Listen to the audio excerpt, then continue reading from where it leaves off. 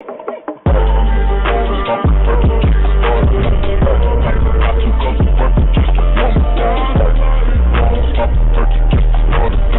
guys, I'm gonna make this video today about support damage dealers. So I've already done the top 5 best damage dealers in each type.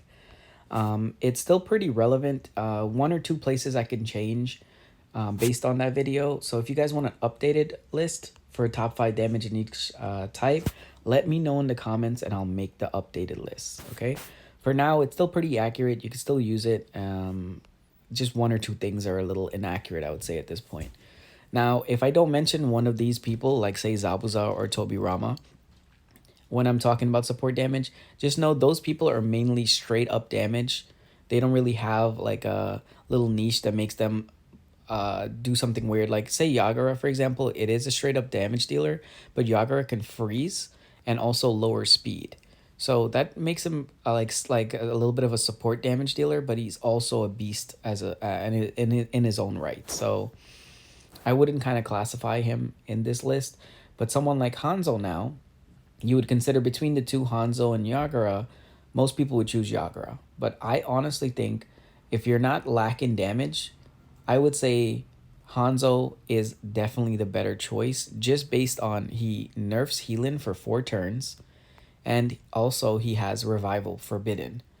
So both of those alone are actually pretty amazing, and he can freeze. So he doesn't have the most damage just based off his passive. He only has a 15% attack boost compared to most damage dealers. Straight up damage dealers have at least like a 35 to 40%. But with his other little hacks that he has natural soul slay, he can freeze, and then on top of that, he nerfs healing for 4 turns. He's definitely S tier for the support. So do not sleep on Hanzo. If you have him on your team and you have a mix of other great damage dealers that I had mentioned in the other video, like it's okay to use him. You don't have to take out Hanzo and try to add someone like Zabuza or Tobirama. If he works for your team and you're not lacking damage, that the little support buffs he give actually might benefit your team more than additional damage. So kind of keep that in mind. Don't just go for straight up damage if you have something that can help your team. For fire, I would say the best support damage is Itachi. So I know Itachi is also a straight up damage dealer, but I think he kind of gets outclassed by most other damage dealers that do the same thing. For example, Orochimaru does pretty much the same thing Itachi does without the silence, but he does do the same thing and he does it better, right? Tamari does the same thing that Itachi does with the silence, but still, once again, he does it better. So I would say Itachi is not the best for damage dealing. Someone just raped me off the throne. Thanks a lot. I gotta go take that back. But I would say Itachi is not the best for damage dealing, but he is a great support character. If you put dexterity on Itachi, and since he has a 2-round cooldown for his first move, he'll be silencing at least one person who has the highest attack every 2 turns, which is really, really, really good. So you just need dexterity to make it relevant, or else he'll be too slow. So don't just focus on straight up damage when it comes to those passive and the scrolls and stuff, by the way. If you guys want me to make a video on what's best for each person or like a generalization, I can do that. But yeah, for Itachi, definitely dexterity. Okay, don't put prioritize dexterity on Itachi if you're going to be using him, because his silence ability, that could be his little niche as a support character. And on top of that, he does do good damage as a whole. And when he gets down to healers, he completely shreds healers. So I would say he's the best in fire. And for wind, by the way, I do know Tamari is also a little bit of a support damage dealer, but she's more mainly straight up damage. So I'm not going to include her. But if I had to choose someone, it would be Conan. So Conan already does healing forbidden. So that means she stops all healing done for the first person that she hits, which is normally going to be a tank. So she's going to help you break walls, because for those 2 rounds that the tank is not allowed to heal, you can probably kill the tank with most teams. If you have someone like Guy and Orochimaru, or even like Guy, Orochimaru, and Conan, those 3 alone probably will break the tank before he gets a chance to heal.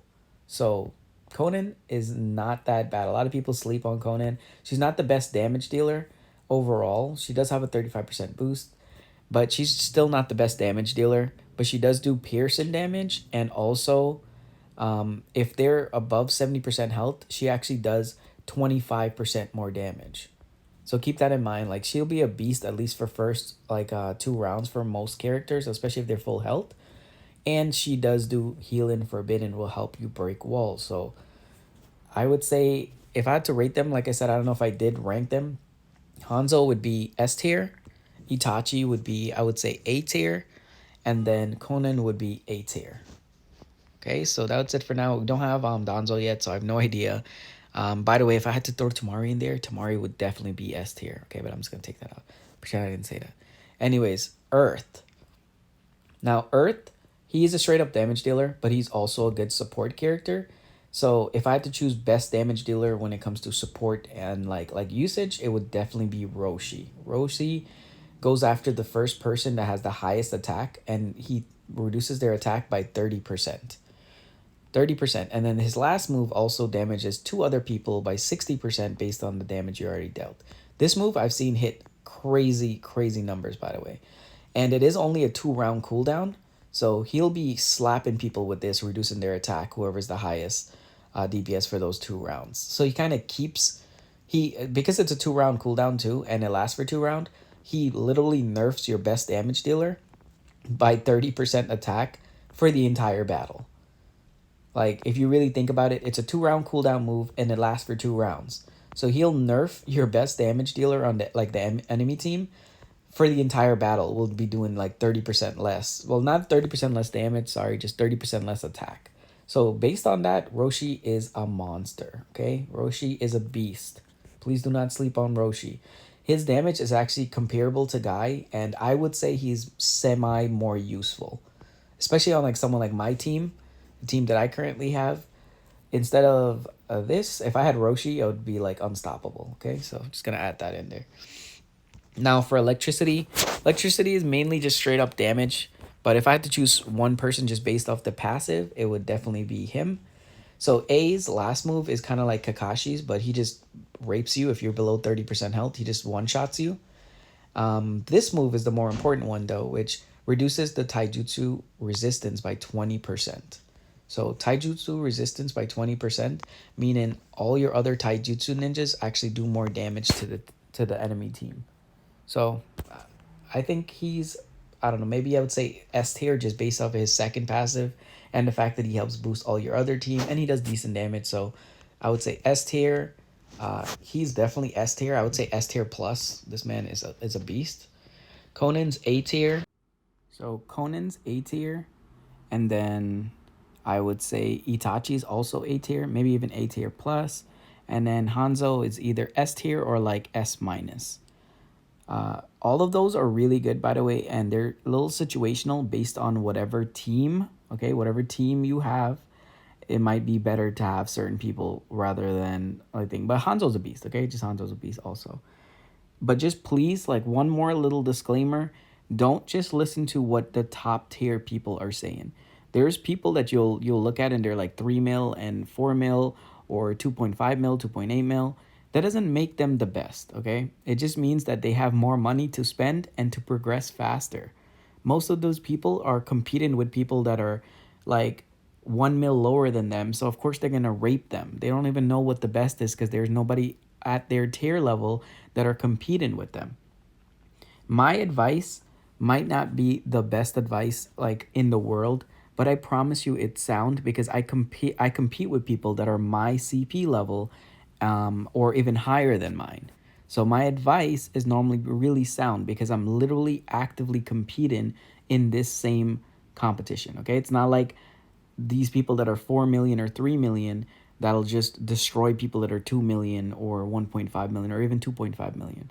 Their CP is so much higher that of course they're going to win. That doesn't mean they have more knowledge. It means they have more money, okay? Even my team, like right now, I'm 1.3 mil. If I go to arenas, like this guy is, by the way, these people that I throw in the video is not to shit on them. They're all my friends. These are all good people. Grizzly, Pro Junkie, Tweakster, another person normally shows up, Harry Cheetos. They're all beast, okay? Z20, they're all beast. I use them in examples of these videos mainly is just to show that your team chemistry matters more than just CP level and your team build matters more. But normally, like, I'll lose. Let's see. There we go. Okay, I'll win. So if you see like my challenge log and stuff, I do beat Tweakster and Pro Junkie and all these other people. Sometimes they beat me. I compete with people that are around my CP. So the knowledge that I try to give you guys are normally going to be a lot more accurate than someone who just threw, I don't know, like $2,000 into the game and it's 1 million above everyone else, and they're just using these people because they're beast. You can make a team based on anyone, okay? Just build your team with that team chemistry video I showed you and think it through. Be smart and be patient. Okay, that's it. Bye.